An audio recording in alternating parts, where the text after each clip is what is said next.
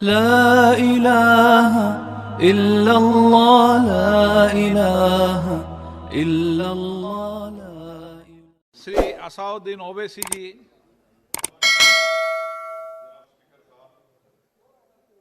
Sir, मैं इस bill की मुखालिफत में खड़ा हूं और इसलिए खड़ा हूं क्योंकि मेरा एक पार्टी का कंसिस्टेंट पोजीशन है कि जब इस हुकूमत ने दफा 370 को अपनी ब्रूट मेजॉरिटी के ताकत की बुनियाद पर अनकॉन्स्टिट्यूशनल तरीके से उसको ख़त्म किया, मैंने उस वक्त कहा था कि कॉन्स्टिट्यूशनल ब्रीच है और मेरा ये कंटिन्यूस मौक़िफ़ है।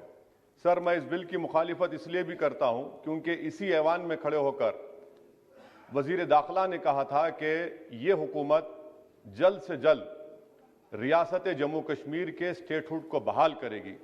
आज आप उस अपने वादे से मुनहरिफ हो रहे हैं क्योंकि जब आप जम्मू कश्मीर केडर को एमगुट में मिला रहे हैं तो इससे आपकी नीयत का साफ इज़हार होता है कि आपने जो उस ऐवान को उस वक्त वादा किया था कि जम्मू कश्मीर की दोबारा रियासत को बहाल किया जाएगा, वो सच्चाई पर मबनी नहीं था, वो सिर्फ महज अल्फाज थे या जुमले थे।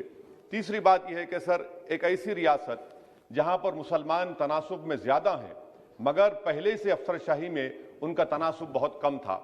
मैं आपका आदाद शुमार आपके सामने रखता हूं सर। 24 सेक्रेटरी के पोस्ट हैं जिसमें से सिर्फ 5 कश्मीरी मुसलमान हैं। 58 IAS के पोस्ट में सिर्फ 12 मुसलमान हैं, यानी 17.24।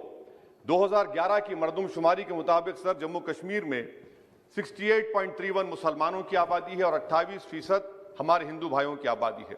मगर अगर आप देखेंगे टायर 2 में सर दूसरे दर्जे के 523 इंतजामी अफसरान, जिसे कश्मीरी एडमिनिस्ट्रेटिव ऑफिसर सर्विस कहते हैं, 220 यानी 523 में से 220 यानी 42.6 कश्मीरी मुसलमान हैं।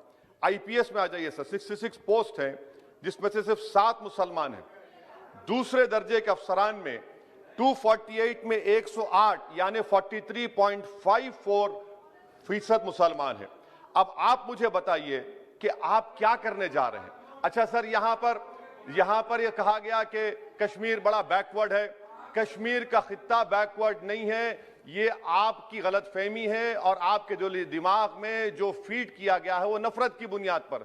सच्चाई यह है कि इस खित्ते में गुर्बत की सतह से नीचे का तनासुब 10.31 है और पूरे भारत में 21.92 है। मैं सरकार से जानना चाहता हूं कि आखिर आप कश्मीर की रियासत के स्टेटहुड को बहाल करेंगे, नहीं करेंगे। चौथा बात यह कि आपकी गलत फैसले की बुनियाद पर दूसरे ऐवान में एक भी कश्मीरी रुकने पार्लियामान नहीं है। यह हमारे मुल्क की, भारत की तारीख में तीसरी मरतबा ऐसा हुआ है। मेरा चौथा सवाल हुकूमत से यह है कि हम ये कहते हैं, ये आपका मानना सही है कि हमारे मुल्क में बाहर के दीगर ममालिक को मदाखलत करने की कोई जरूरत नहीं है, मगर आप उनको लेकर गए ना। आप तो यूरोपियन पार्लियामेंट के लोगों को लेकर गए। अब तीसरी मरतबा आप यूरोप के सफीरों को 16 फरवरी को खबर है कि आप लेकर जा रहे हैं। आखिर ये FDI नहीं है, क्यों यूरोप के लोग कश्मीर जाएंगे? आप एक ऑल पार्टी मीटिंग लेकर जाइए ना डेलीगेशन को। आप यूरोप के डेलीगेशन को कश्मीर लेकर जा रहे हैं, क्या आप चाह रहे हैं मदाखलत करना? इसको इंटरनेशनलाइज आप कर रहे हैं। मैं वजीर दाखिला से पूछना चाहता हूं सर कि आखिर कितने बच्चे कश्मीर के आगरा की जेल में, बरेली की जेल में, अंबेडकर नगर की जेल में हैं? मैं आपको एग्जाम्पल दे रहा हूं, खत्म कर रहा हूं स्पीकर साहब, कि बिलाल अहमद एक कुपवारा का बच्चा है, अमर सिंह कॉलेज श्रीनगर का है, 1600 किलोमीटर दूर श्रीनगर से जेल में है। उसके वालिद ने 25,000 रुपये की अपनी गाय को बेचकर गया, हाईकोर्ट में गया, हाईकोर्ट ने फैसला दिया कि उस बच्चे को श्रीनगर ट्रांसफर करो, एग्जाम लिखाओ। आप उसको नहीं मानते। एक और फैयाज है बरेली के जेल में, इसको आपने बरेली के जेल में डाल दिया। उसके वालिद ने 35,000 रुपया का कर्जा लेकर गया। अब बताइए आप, नवीद है बारामुल्ले का, कहां से ये अपनी जमीन बेचकर उसके वालिद गए।